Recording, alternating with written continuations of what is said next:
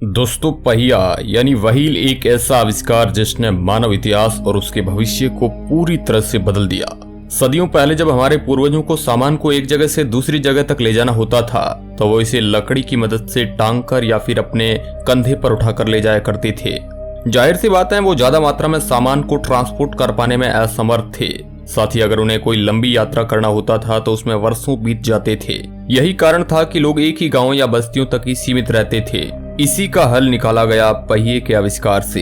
अगर आपने हिस्ट्री की किताबों को पढ़ा होगा तो आपको पता होगा कि पहिया सबसे महत्वपूर्ण आविष्कारों में से एक था जिसे इंसानों ने डिस्कवर किया था। आज से लगभग 5000 साल पहले 3500 बीसी में मेसोपोटामिया नाम की एक सभ्यता ने पहिए का आविष्कार किया या कहे खोज किया था। खोज के 300 सालों के बाद पहिए का प्रयोग सामानों को ढोने के लिए किया जाने लगा और फिर समय के साथ इंसानों ने बैलगाड़ी, घोड़ा गाड़ी, टमटम जैसे अन्य ट्रांसपोर्ट के साधनों का आविष्कार किया जिसे खींचने के लिए जानवरों या फिर इंसानों के बल का प्रयोग किया जाता था। 17वीं सदी तक ऐसे वैसे किसी वाहन को नहीं बनाया जा सका जो बिना किसी इंसानी या जानवर के बल पर चल सके। पर जैसे जैसे तरक्की हुई और इंसान डेवलप हुए तो कुछ लोगों ने इस दिशा में काम करना शुरू कर दिया और ऐसे वाहनों को बनाने में जुट गए जो बिना बल लगाए चल सके। ये काम तब और भी आसान हो गया जब जेम्स वोट ने स्टीम इंजन का आविष्कार किया और इसी आविष्कार के बलबूते पर रिचर्ड पैथविक और मैथ्यू मने ने रेलगाड़ी का आविष्कार किया जो कि सैकड़ों की संख्या में पैसेंजर्स को मीलों दूर की यात्रा पर ले जाते थे। ये एक बहुत ही बड़ी उपलब्धि थी जिसके बाद अन्य वाहनों के निर्माण कार्य की शुरुआत हुई। आज हम कारों का इतिहास जानने की दोस्तों कोशिश करेंगे। आखिर सबसे पहली कार कैसे बनाई गई थी, ये कब सफल हुई थी और भारत में सबसे पहली कार कब आई और किसने खरीदी थी। हेलो दोस्तों, मैं हूं आपका दोस्त सुरेश सांचोरी। आप हिस्ट्री टेलीविजन यूट्यूब चैनल देख रहे हैं। भाप इंजन के आविष्कार से पहले ही कई लोगों ने ऐसी कार बनाने की ओर ध्यान दिया जो कि हवा में चल सके। दुनिया के सबसे महान और समृद्ध व्यक्तियों में से एक लियोनार्डो दा विंची ने भी ऐसी ही कार का जिक्र अपनी पेंटिंग के द्वारा किया था। उनके द्वारा बनाए गए पेंटिंग में उड़ने वाली कारों को साफ साफ देखा जा सकता है। अपनी इन्हीं पेंटिंग्स के द्वारा लियोनार्डो दा विंची ने कारों के बारे में दुनिया को बताया था। हालांकि ऐसा कुछ करने में उनके साथ दुनिया के अलग अलग इंजीनियर और मैथमेटिशियन असफल रहे थे। साल 1672 में फर्डिनेंड वर्बिस्ट नाम के एक खगोलविद और मैथमेटिशियन ने खलजी डायनेस्ट के लिए भाप से चलने वाला एक वाहन बनाया था जो खुद से बिना किसी बल की सहायता से चल सकता था। पर इस वाहन में बैठने की कोई जगह नहीं थी। साथ ही इसे प्रयोग में नहीं लाया जा सकता था क्योंकि यह 62 सेंटीमीटर लंबा केवल प्रयोग के लिए एक मॉडल था। साल 1769 में फ्रांस के एक इंजीनियर निकोलस जोसेफ ने पहली बार खुद से चलने वाली वाहन का निर्माण किया जो कि ड्राइवर और पैसेंजर के साथ गाड़ी चल सकती थी। निकोलस जोसेफ द्वारा बनाई गई ये कार ज्यादा समय तक नहीं टिक पाई क्योंकि उनके द्वारा बनाई इस कार में बहुत खामियां थी। ये कार चलते समय बहुत शोर किया करती थी। साथ ही इसका इंजन गर्म होकर चिंगारी उत्पन्न करती थी। ये कार घोड़ा गाड़ी के मुकाबले बहुत खर्चीली भी थी। साथ ही साथ इसका वजन और आकार बहुत ज्यादा था, इसलिए भी ये सफल ना हो सकी। ऐसे ही प्रयास होते गए पर दुर्भाग्यवश की बात यह थी कि कोई भी सही से कार बनाने में तब तक सफल नहीं हो पाया। ये सिलसिला तब तक चला जब निकोलस ऑटो नहीं आए। निकोलस अगस्त ऑटो ने पेट्रोल इंजन का आविष्कार किया। उनके इस आविष्कार के बाद कार्ल बेंच नामक एक व्यक्ति ने सफल कार बनाने का दावा किया और उन्हें इसका पेटेंट भी मिल गया। कार्ल बेंच द्वारा बनाई गई ये कार बाकी अन्य कार के मुकाबले काफी अच्छी थी।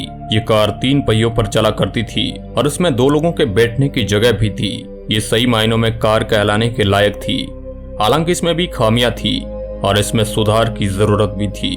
साल 1885 में इसके इंजन में और सुधार किया गया। साल 1888 में कार्ल बेंच के पत्नी और उनके 2 बच्चों ने इस कार से 180 किलोमीटर का सफर तय कर इतिहास रच दिया। कार्ल बेंच एक सफल कार कंपनी बनाने में सफल हुए जिसे आज हम मर्सिडीज के नाम से जानते हैं। इसके बाद आए विल्हेल्म मेबेच और वेलम डेप्लेयर। ये दोनों ही जानकार मैकेनिकल इंजीनियर थे। ये दोनों निकोलस ऑटो के साथ काम किया करते थे। जहां निकोलस का ध्यान पेट्रोल इंजन को बनाने पर था, वही ये दोनों गैलोसिन इंजन पर फोकस कर रहे थे। ऑटो और डेप्लेयर के बीच एक बार विवाद हो गया जिसके बाद उन्हें ऑटो द्वारा बनाई गई कंपनी छोड़नी पड़ी, पर उन्होंने अपने गैलोसिन इंजन पर काम जारी रखा। विल्हेल्म मेबेच जो उनके साथी थे और ऑटो के कंपनी में ही काम किया करते थे, उन्होंने भी उस कंपनी को छोड़ दिया और आगे चलकर बाद में इन दोनों ने एक शक्तिशाली 4 पहिए पर चलने वाली कार का निर्माण किया जिसका स्पीड 16 किलोमीटर प्रति घंटे था। गैलोसिन के इंजन पर उन्होंने बहुत मेहनत किया था और उन दोनों को इसका पेटेंट भी मिल गया था। उस समय के कार कंपनीज इसी इंजन का प्रयोग किया करती थी। डेप्लर नाम के एक कंपनी की शुरुआत इन दोनों ने ही की थी, जो कि आगे चलकर बहुत सफल हुई। 1926 में डेप्लर और कार्ल बेज की कंपनी ने मिलकर डेप्लर बेज एजी का नाम की कंपनी को स्थापित किया। अब जैसे जैसे समय बीता, कार का प्रोडक्शन बड़े स्केल पर बिजनेस के पर्पज से होने लगा।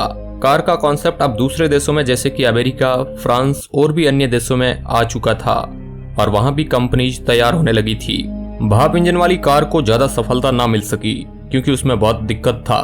उदाहरण के तौर पर रैमसन ऑल्ड्स ने भाप से चलने वाली कार बनाई थी, पर वो सफल नहीं हो पाई। आपको जानकर हैरानी होगी कि 1900 तक कारों की 50 कंपनीज ही अमेरिका में थी। उसके 8 साल बाद यानी साल 1908 तक अमेरिका में कार की टोटल कंपनीज की संख्या लगभग 243 के करीब थी। इसमें बड़े से लेकर छोटी सभी कंपनीज थी। जैसे जैसे समय और आगे बढ़ा, कार बनाने वाली कंपनीज में भी बहुत तेज गति से वृद्धि होने लगी।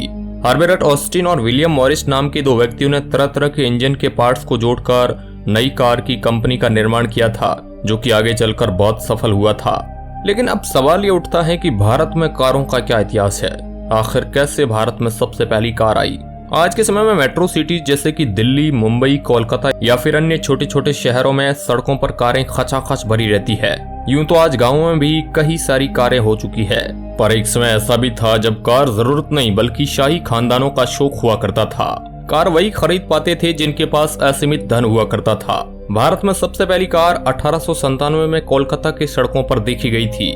वह कार कॉप्टन क्रिप्स नाम की कंपनी की थी, जिसके मालिक मिस्टर फ्रॉस्ट थे। कुछ लोगों का यह भी दावा था कि उन्होंने 1894 में वाराणसी में कुछ देर के लिए कार को चलते देखा था। हालांकि ये दावा कितना सच है ये कोई नहीं बता सकता है। फिर साल 1998 में मुंबई में 4 कारों को विदेश से लाया गया था। उनमें से एक कार जमशेदजी टाटा की थी, जो कि टाटा कंपनी के मालिक थे। आपकी जानकारी के लिए बता दें कि भारत में कार बनाने की शुरुआत हिंदुस्तान मोटर्स लिमिटेड नाम की एक कंपनी ने की थी। आज के समय में कार बेहद आधुनिक हो गए है। कारों में नई नई टेक्नोलॉजी का प्रयोग जोरों शोरों से होने लगा है। एक समय था जब कार भाप से चला करते थे और उसके बाद पेट्रोल से चलने वाली कार आई, पर आज वो कारें भी आ चुकी है जिसे इलेक्ट्रिसिटी की मदद से चलाया जा सकता है। इसका सबसे अच्छा उदाहरण है एलन मस्क की टेस्ला द्वारा बनाई जाने वाली कारें, जो कि सोलर पैनल और इलेक्ट्रिसिटी का प्रयोग करती है। ऐसी भी कंपनीज हैं जो कि लिथियम आयन बैटरी का प्रयोग करती है।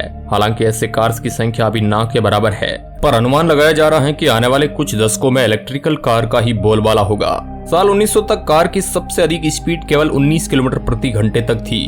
वही बात करें आज यानी 21वीं सदी की, तो बुगाटी 300 मील प्रति घंटे की स्पीड के साथ सबसे तेज रफ्तार वाली कारों की लिस्ट में सबसे ऊंचे स्थान पर है। इसके बाद हेनेसी वेनम नामक कार आती है, जिसकी स्पीड बुगाटी से थोड़ी ही कम है। हाल ही में एसएससी टुआतारा नामक एक कार ने 316 मील प्रति घंटे की रफ्तार हासिल कर ली, परंतु इसके साथ दिक्कत यह है कि यह कार कंट्रोवर्सीज में फंसी हुई है।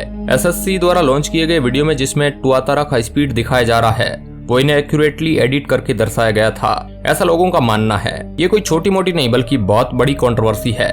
खैर, इसके पीछे का सच क्या है ये कोई नहीं जानता है। अलग अलग लोगों की अपनी अलग अलग राय है और हम उस पर ज्यादा गहराई में नहीं जाएंगे। वोल्क्सवैगन, टोयोटा, मर्सिडीज, फोर्ड और होंडा दुनिया के कुछ सबसे प्रसिद्ध कारों की कंपनीज के नाम हैं। भारत में Maruti Suzuki, Honda, Mahindra, hyundai और टाटा मोटर्स जैसी कंपनीज की कार सबसे अधिक प्रयोग में लाए जाते हैं। एक सर्वे के मुताबिक भारत में हर 1000 व्यक्तियों में से 22 लोगों के पास कार है। आपको ये भी जानना चाहिए कि विश्व के 7 से लेकर 15% लोगों के पास कार है। पूरी दुनिया में इस वक्त लगभग 140 करोड़ कारें सड़कों पर दौड़ रही है और आने वाले समय में इस संख्या में वृद्धि होने के बहुत ज्यादा चांस है। जैसे जैसे दुनिया प्रगति कर रही है, उसे देखकर यही लगता है कि आने वाले सालों में कारों की टोटल संख्या में एक बहुत बड़ा उछाल देखने को मिलेगा।